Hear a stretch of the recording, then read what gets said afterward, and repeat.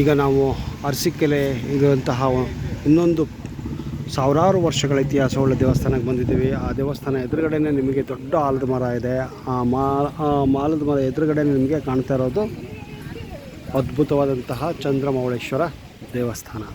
ನೋಡಿ ಎಷ್ಟು ಚೆನ್ನಾಗಿ ಇದನ್ನು ಮೇಂಟೈನ್ ಮಾಡಿದ್ದಾರೆ ಅಂದರೆ ಆರ್ಕಿಯಾಲಜಿಕಲ್ ಸರ್ವೆ ಆಫ್ ಇಂಡಿಯಾ ಅವರೇ ಇದನ್ನು ಮೇಂಟೈನ್ ಮಾಡ್ತಾ ಇದ್ದಾರೆ. ಬಟ್ ಏನಪ್ಪ ವಿಶೇಷತೆ ಅಂದರೆ ಇಲ್ಲಿ ಹೊರಗಿನಿಂದ ಮಾತ್ರ ನೀವು ಫೋಟೋಗ್ರಾಫಿ ಮಾಡ್ಬೋದು, ಒಳಗಡೆ ಫೋಟೋಗ್ರಾಫಿ ಅಲೌ ಇಲ್ಲ. ಅರ್ಥ ಆಯ್ತಲ್ಲ? ಸೊ ಹೀಗಾಗಿ ಯಾವುದೇ ಕಾರಣಕ್ಕೂ ನಾವು ಹೊರಗಿನಿಂದನೇ ಶೂಟ್ ಮಾಡ್ತಾಯಿದ್ದೀವಿ. ಒಳಗಡೆ ಎಲ್ಲ ನೋಡಿ ಬಂದಾಯಿತು. ನಿಮಗೆ ಒಳಗಡೆ ಇರೋದು ಚಂದ್ರಮೌಳೇಶ್ವರ ದೇವಸ್ಥಾನ. ಚಂದ್ರಮೌಳೇಶ್ವರ ಅಂದರೆ ಶಿವ.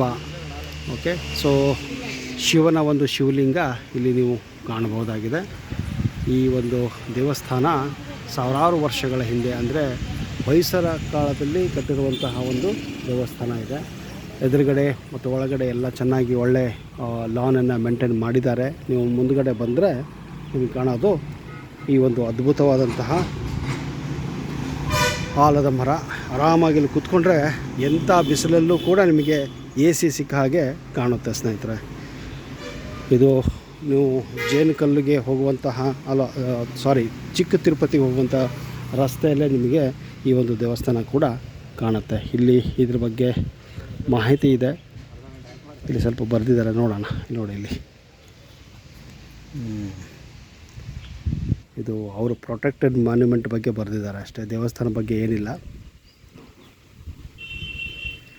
ಇದು ಇನ್ನೊಂದು ಅರಸೀಕೆರೆಯ ಐತಿಹಾಸಿಕ ಪುರಾಣ ಪ್ರಸಿದ್ಧ ದೇವಸ್ಥಾನ.